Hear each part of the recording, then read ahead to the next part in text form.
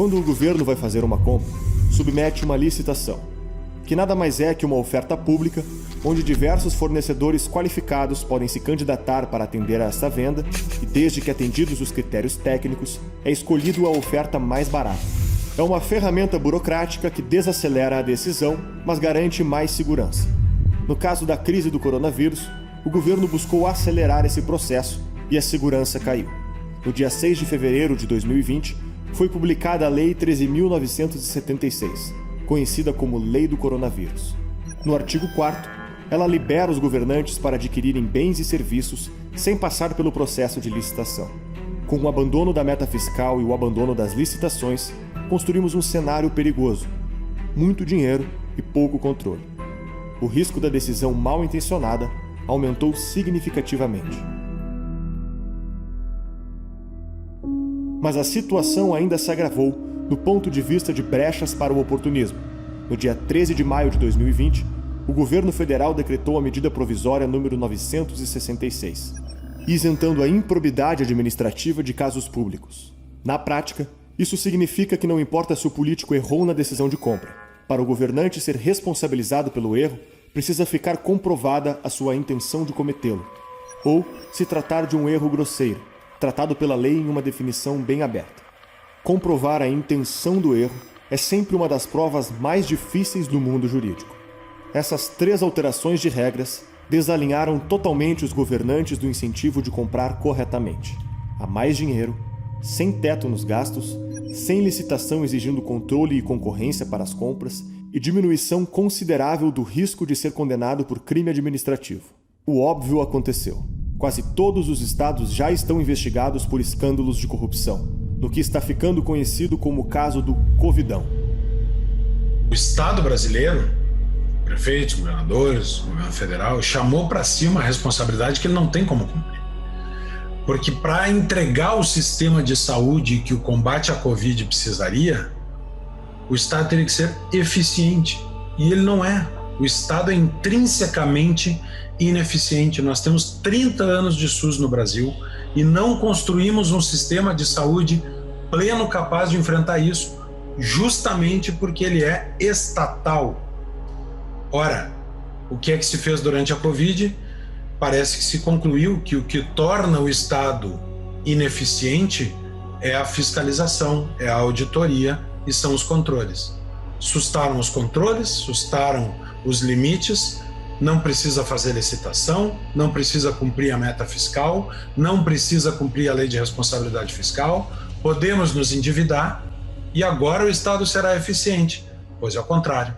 Agora sim é que os recursos vão pelo ralo. Nós vamos somar ineficiência administrativa com descontrole financeiro. O resultado? Muita corrupção sem a entrega adequada dos serviços públicos. E se os políticos mantiverem a palavra e não abrirem o país enquanto o sistema de saúde não estiver pronto, nós vamos ficar muito tempo presos em casa. Esse período da doença é o momento ideal para a corrupção, porque do lado tem uma pandemia e do outro lado tu tem as torneiras do dinheiro público jorrando dinheiro sem licitação, em contrato sem licitação. Ou seja, enquanto tiver a pandemia e contrato sem licitação, com o dinheiro jorrando, nunca nós vamos chegar na cura dessa doença. Nunca nós vamos estar aptos a abrir as portas novamente. O que nós começamos a ver a partir de então foi a existência do que eu chamei de Covidão. E o que é o Covidão? Foram em todas as regiões do Brasil, todas as regiões, nós vimos crimes absurdos. Vendas por cartéis, preços superfaturados, favorecimento de fornecedores, desvio de material, propina e tratamentos desnecessários. Tudo isso entra no grupo das investigações em curso. A diferença de preços praticados na compra de respiradores para tratar a doença é algo que impressiona. No estado de Minas Gerais, uma compra de 747 respiradores totalizou quase 44 milhões de reais. Cada respirador saiu por 58.800. Mas o mesmo equipamento foi comprado em época parecida por preços completamente diferentes. O estado de São Paulo gastou 550 milhões de reais para comprar 3.000 respiradores. A quantidade é maior, mas nesse caso, cada respirador saiu por aproximadamente o triplo do preço, R$ 183 mil. No Rio de Janeiro, o preço foi mais alto e o problema foi mais grave. Tão logo foi iniciado o processo de compra, uma pequena empresa enquadrada como varejista de produtos alimentícios enviou uma proposta: R$ 56,2 milhões por 300 respiradores, saindo 187 mil cada. A aprovação da contratação saiu poucas horas depois e os aparelhos não foram entregues. O governo do Rio já soma mais de 1 bilhão em gastos sem licitação. Deste total, R$ 836 milhões foram para uma empresa proibida de participar de licitações no município. O fornecedor foi contratado para alugar tendas aos hospitais de campanha. A unidade da tenda está no valor de R$ 4,5 milhões por mês, além de R$ 1 milhão em assessoria e consultoria e R$ 600 mil em limpeza e jardinagem. O aluguel das tendas provisórias durante o prazo previsto saiu mais caro que o Distrito Federal gastou para construir 4 hospitais de campanha. A Bahia pagou R$ 160 mil por cada respirador. O estado do Ceará, 117. O Pará pagou R$ 126 mil, mas nenhum funcionou.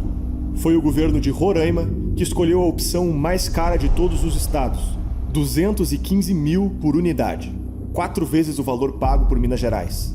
Mesmo assim, os respiradores sequer foram entregues. A cidade de Niterói alugou por R$ 58 milhões um hospital que estava à venda por R$ 45 milhões. O estado do Amazonas adquiriu 24 ventiladores por R$ 117 mil cada. O mesmo produto é vendido por revendedores nacionais por R$ 39 mil, uma diferença de 316% no preço. O fornecedor dos ventiladores ao estado foi uma loja de vinhos. Os casos chegam ao absurdo da Prefeitura de Rondópolis, no estado do Mato Grosso, ter comprado monitores cardíacos que foram adulterados para serem vendidos como falsos respiradores. A Prefeitura comprou respiradores ao custo de R$ 4 milhões, mas quando a encomenda chegou, a Prefeitura acabou descobrindo que não eram respiradores, mas sim alguns monitores cardíacos que têm preço infinitamente menor. O município de Aroeiras, na Paraíba, uma empresa fantasma recebeu quase R$ 600 mil para fazer cartilhas de conscientização do Covid. Além das cartilhas e da empresa não terem sido encontradas, trata-se de um material que o Ministério da Saúde já distribui gratuitamente. A Controladoria Geral da União diz que um dos livros foi adquirido pelo município de Aroeiras cerca de 330% acima do valor comercializado na internet. Até o ex-ministro da Saúde, Luiz Henrique Mandetta, fez uso da dispensa de licitação para comprar R$ 700 mil em aventais hospitalares de uma empresa que financiou suas campanhas políticas em 2010 e 2014, quando concorreu a deputado federal. A Controladoria Geral da União e o Ministério Público já abriram 410 procedimentos em 11 estados para investigar mais casos de corrupção relacionados ao Covid-19. Ironicamente, a Procuradoria-Geral da União anunciou que o dinheiro confiscado de operações contra a corrupção serão repassados para o sistema de saúde. Em muitos lugares ainda a gente teve hospitais falsos.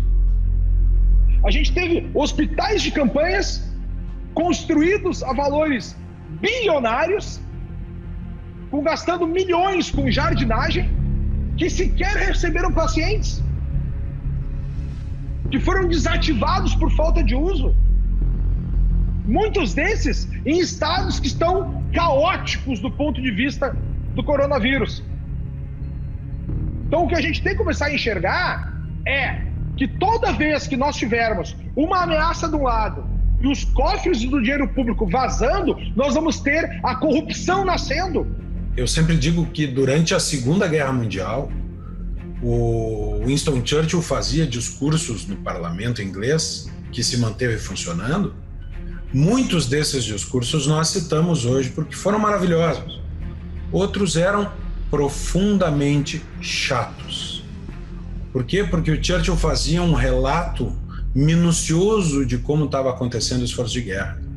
O submarino Bismarck saiu da ilha tal a tal horas, foi visto em tal lugar por tais e tais barcos, depois atravessou o estreito em as tal horas, foi atacado por 2 contratorpedeiros e um encoraçado, reagiu dessa forma. Eram narrações chatas, aborridas, diriam os argentinos, da descrição minuciosa do esforço de guerra.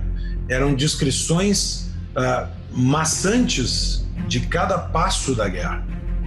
Isso era feito para esclarecer ao Congresso, ao parlamento inglês, o que é que estava sendo feito no combate ao nazismo. Agora nós temos um vírus e, portanto, não é preciso que nenhum governante explique em detalhes o que está fazendo. Nós temos que confiar no governante. Nós temos que fechar os olhos e achar que, como ele se reuniu com médicos, o governante vai resolver o problema. Essa é a maior falácia na qual nós poderíamos cair, achar que os governantes vão resolver o problema da Covid se nós os deixarmos quietos para trabalhar. Aliás, é o contrário. Quanto mais quieto para trabalhar em silêncio, escondido das vistas públicas, estiver o político, mais longe nós estamos da solução e mais perto nós estamos da corrupção e de outros problemas que o véu do sigilo ajuda a encobrir.